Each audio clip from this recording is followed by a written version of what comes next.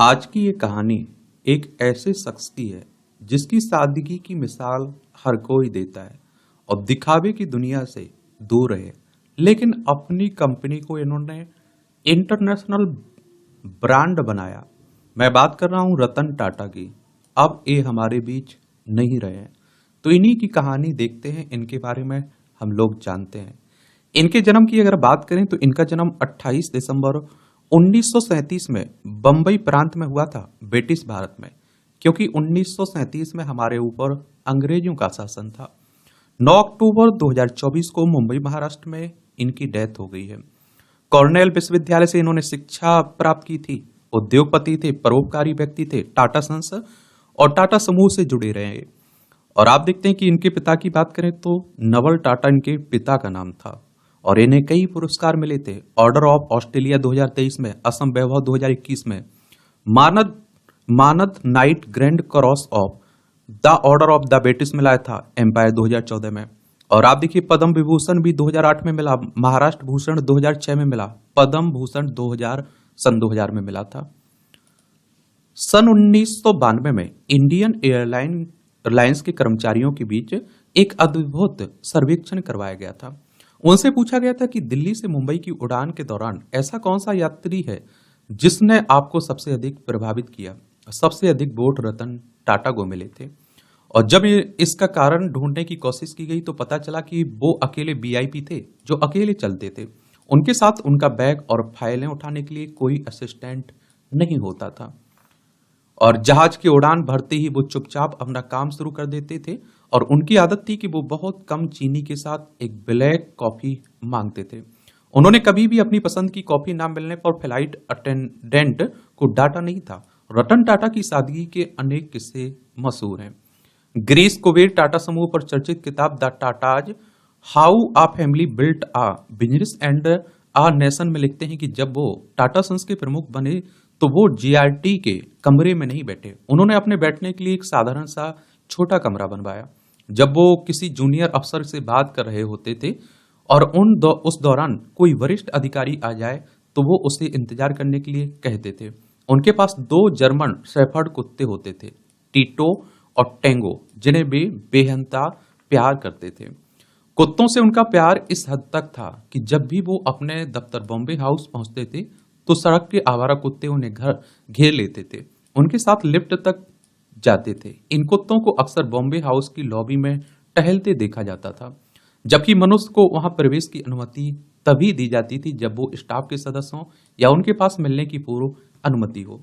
कुत्ते की बीमारी तो आप देखिए, जब रतन के पूर्व सहायक आर वेंकट रमन से उनके बॉस से उनकी निकटता के बारे में पूछा गया तो उनका जवाब था कि मिस्टर टाटा को बहुत कम लोग करीब से जानते हैं। हाँ, 2 लोग हैं जो उनके बहुत करीब हैं, टीटो और टेंगो, उनके जर्मन शेफर्ड कुत्ते।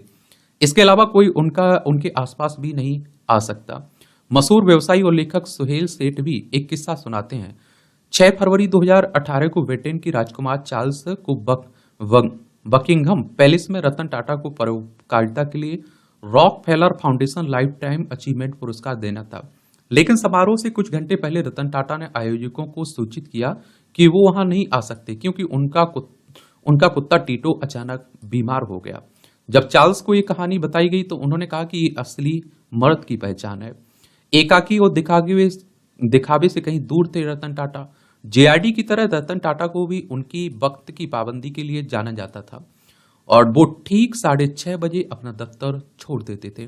वो अक्सर चिढ़ जाते थे अगर कोई दफ्तर से संबंधित काम के लिए उनसे घर पर संपर्क करता था। वो घर के एकांत में फाइलें और दूसरे कागज पढ़ा करते थे।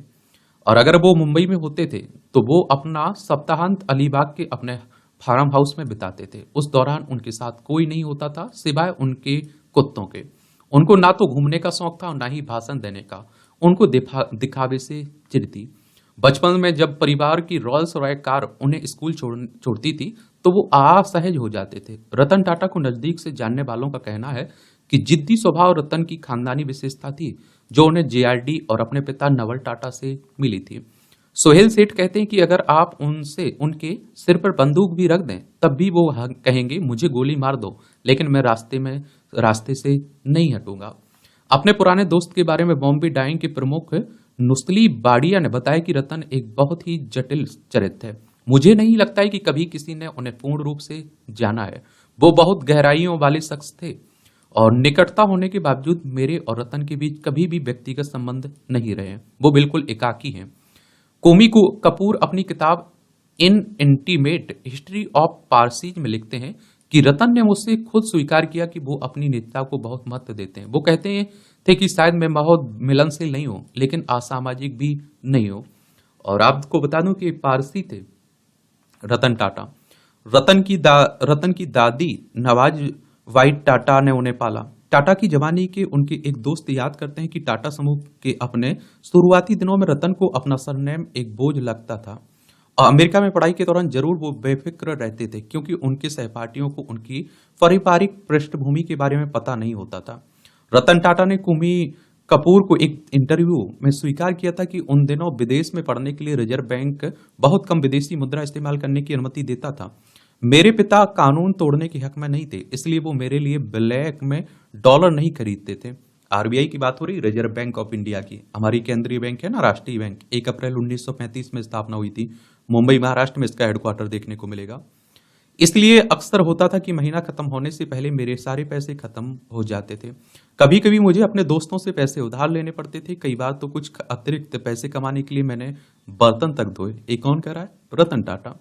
रतन सिर्फ 10 साल के थे जब उनके माता पिता के बीच तलाक हो गया था। जब रतन 18 वर्ष के हुए तो उनके पिता ने एक स्विस महिला सिमोन दुनोयर से शादी कर ली, और उधर उनकी माता ने तलाक के बाद सर जम से जी भॉय से विवाह कर लिया। रतन को उनकी दादी लेडी नवाज बाई टाटा ने पाला था। रतन अमेरिका में 7 साल रहे। वहां कॉर्नेल विश्वविद्यालय से उन्होंने स्थापत्य कला और इंजीनियरिंग की डिग्री ली। लॉस एंजल्स में उनके पास एक अच्छी नौकरी और शानदार घर था, लेकिन उन्हें अपनी दादी और जीआरडी के कहने पर भारत लौटना पड़ा। उनके साथ उनकी अमेरिकी गर्लफ्रेंड भी भारत आई, लेकिन वो यहाँ के जीवन से सामंजस्य नहीं बैठा सकी, वापस अमेरिका लौट गई। रतन टाटा ताउम्र अविवाहित रहे और साधारण मजदूर की तरह नीला ओवरऑल पहनकर कैरियर की शुरुआत की थी इन्होंने। सन 1962 में रतन टाटा ने जमशेदपुर में टाटा स्टील में काम करना शुरू किया। गिरीश कुबेर लिखते हैं कि रतन जमशेदपुर में 6 साल तक रहे, जहां शुरू में उन्होंने एक शॉप फ्लोर मजदूर की तरह नीला ओवरऑल पहनकर अप्रेंटिसशिप की। इसके बाद उन्हें प्रोजेक्ट मैनेजर बना दिया गया। इसके बाद वो प्रबंध निदेशक एसके नानावटी के विशेष सहायक हो गए और उनकी कड़ी मेहनत की ख्याति बंबई तक पहुंची और जेआरडी टाटा ने उन्हें बंबई बुला लिया। इसके बाद उन्होंने ऑस्ट्रेलिया में 1 साल तक काम किया और जेआरडी ने उन्हें बीमार कंपनियों सेंट्रल इंडिया मिल और नेल्को को सुधारने की जिम्मेदारी सौंपी। रतन के नेतृत्व में 3 सालों के अंदर Nelco national radio and electronics की काया पलट हो गई और उसने लाभ कमाना शुरू कर दिया। सन 1981 में आप देखिए जेआरडी ने रतन को टाटा इंडस्ट्री का प्रमुख बना दिया। हालांकि इस कंपनी का टर्नओवर मात्र 60 लाख था, लेकिन इस जिम्मेदारी का महत्व इसलिए था क्योंकि इससे पहले टाटा खुद सीधे तौर पर इस कंपनी का कामकाज देखते थे। सादगी भरी जीवन शैली। तो उस जमाने के बिजनेस में पत्रकार और रतन के दोस्त उन्हें एक मिलनसार, बिना नखरे वाले, सभ्य और दिलचस्प शख्स के तौर पर याद करते हैं। कोई भी उनसे मिल सकता था, वो अपना फोन खुद उठाया करते थे। कोमी कपूर लिखते हैं कि अधिकांश भारतीय अरबपतियों की तुलना में रतन की जीवन शैली बहुत नियंत्रित और सादगी भरी थी। उनके एक बिजनेस सलाहकार ने मुझे बताया था कि वो हैरान थे कि उनके यहाँ सचिवों की भीड़ नहीं थी। एक बार मैंने उनके घर की घंटी बजाई तो एक छोटे लड़के ने दरवाजा खोला। वहां कोई वर्दी पहने नौकर और आडंबर नहीं था। कुंबला हिल्स पर मुकेश अंबानी की 27 मंजिला एंटीलिया की चकाचौंध की ठीक विपरीत कोलाबा में समुद्र की तरफ दिखता हुआ उनका घर उनके अभिजात्यपन और रुचि को दर्शाता है। जेआरडी ने चुना अपना उत्तराधिकारी। जब जेआरडी 75 साल के हुए तो इस बात की बहुत अटकलें लगाई जाने लगी कि उनका उत्तराधिकारी कौन होगा। टाटा के जीवनीकार केएम लाला लिखते हैं कि जेआरडी नानी पालकीवाला, रूसी मोदी, शाहरुख साहबवाला और एचएन सेठना में से किसी एक को अपना उत्तराधिकारी बनाने के बारे में सोच रहे थे। खुद रतन टाटा का मानना था कि इस पद के 2 प्रमुख दावेदार पालकीवाला और रूसी मोदी होंगे। और सन 1991 में जेआरडी ने 86 वर्ष की आयु में अध्यक्ष पद छोड़ दिया। इस बिंदु पर उन्होंने रतन का रोक किया। जेआरडी का मानना था कि रतन के पक्ष में सबसे महत्वपूर्ण चीज थी कि उनका टाटा सरनेम होना। टाटा के दोस्त नुस्ली वाडिया और उनके सहायक शाहरुख साहब वाला ने भी रतन के नाम की वकालत की थी। और 25 मार्च 1991 को जब रतन टाटा समूह के अध्यक्ष बने तो उनके सामने सबसे पहली चुनौती थी कि समूह की 3 छत्रपों दरबारी सेठ रूसी मोदी अजीत केरकर को किस तरह कमजोर किया जाए। ये लोग अब तक टाटा की कंपनियों में प्रधान कार्यालय के हस्तक्षेप के बिना काम करते आए थे। टेटली, कोरस और जुगवार का अधिग्रहण। शुरू में रतन टाटा की व्यवसायिक समझ पर लोगों ने कई सवाल उठाए थे, लेकिन सन 2000 में उन्होंने अपने से दोगुने बड़े ब्रिटिश टेटली समूह का अधिग्रहण कर लोगों को चकित कर दिया। आज टाटा की ग्लोबल बेवरेजेस दुनिया की दूसरी सबसे बड़ी चाय कंपनी है। इसके बाद उन्होंने यूरोप की दूसरी सबसे बड़ी इस्पात निर्माता कंपनी कोरस को खरीदा। आलोचकों ने इस सौदे की समझदारी पर सवाल उठाए, लेकिन टाटा समूह ने इस कंपनी को लेकर एक तरह से अपनी क्षमता का प्रमाण दिया। सन 2009 में के दिल्ली ऑटो एक्सपो में उन्होंने पीपुल्स कार नैनो का अनावरण किया, जो 1 लाख रुपए की कीमत पर उपलब्ध थी। नैनो से पहले 1998 में टाटा मोटर्स ने इंडिका कार बाजार में उतारी थी, जो भारत में डिजाइन की गई पहली कार थी। शुरू में ये कार असफल रही। रतन ने इसे फोर्ड मोटर कंपनी को बेचने का फैसला किया। जब रतन डिट्रॉयट गए तो बिल फोर्ड ने उनसे पूछा कि उन्होंने इस व्यवसाय के बारे में पर्याप्त जानकारी के बिना इस क्षेत्र में क्यों प्रवेश किया। और आप देखेंगे कि उन्होंने टाटा पर ताना मारा कि अगर वो इंडिका को खरीदते हैं तो वो भारतीय कंपनी पर बड़ा उपहार करेंगे। इस व्यवहार से रतन टाटा की टीम नाराज हो गई और बातचीत पूरे के बिना वहां से चली आई। और एक दशक बाद हालात बदल गए। 2008 में फोर्ड कंपनी गहरे वित्तीय संकट में फंस गई। उसने ब्रिटिश विलासिता की जगुआर और लैंड रोवर को बेचने का फैसला किया। कोमी कपूर लिखते हैं कि तब बिल फोर्ड ने स्वीकार किया कि भारतीय कंपनी फोर्ड की लग्जरी कार खरीद कर उस पर बड़ा उपकार करेगी। रतन टाटा ने 2.3 अरब अमेरिकी डॉलर में इन दोनों नामचीन ब्रांड्स का अधिग्रहण कर लिया। जगुआर को खरीदना पर हुई टाटा की आलोचना, लेकिन कुछ व्यापार विश्लेषकों ने रतन टाटा की इन खरीदारियों पर सवाल उठाए। उनका तर्क था कि रतन के कई महंगे विदेशी अधिग्रहण उनके लिए महंगे सौदे साबित हुए। टाटा स्टील यूरोप एक सफेद हाथी साबित हुआ और उसने समूह को भारी कर्ज में डुबोया। टीएन नैनन ने लिखा कि रतन के वैश्विक दाव अकड़पन और खराब समय का मिश्रण थे। एक वित्तीय विश्लेषक ने कहा कि पिछले 2 दशकों में भारतीय व्यापार में सबसे बड़े अवसर दूरसंचार में था, लेकिन रतन ने कम से कम शुरुआत में इसे गवा दिया।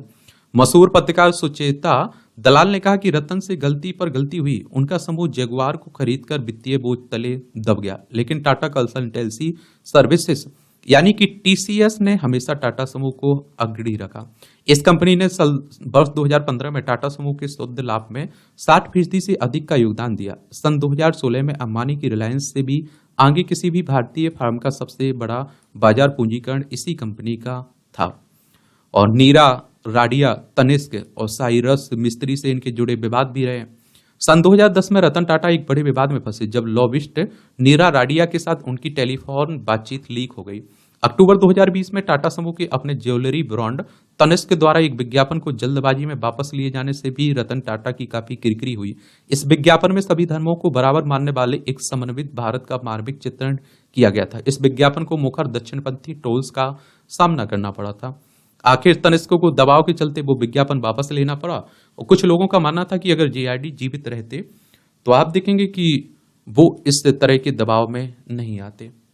और आप देखिए रतन उस समय की भी सवालों के घेरे में आए जब उन्होंने आप देखिए 24 अक्टूबर 2016 को टाटा समूह के अध्यक्ष साइरस मिस्त्री को 1 घंटे से भी कम समय के नोटिस पर बर्खास्त कर दिया।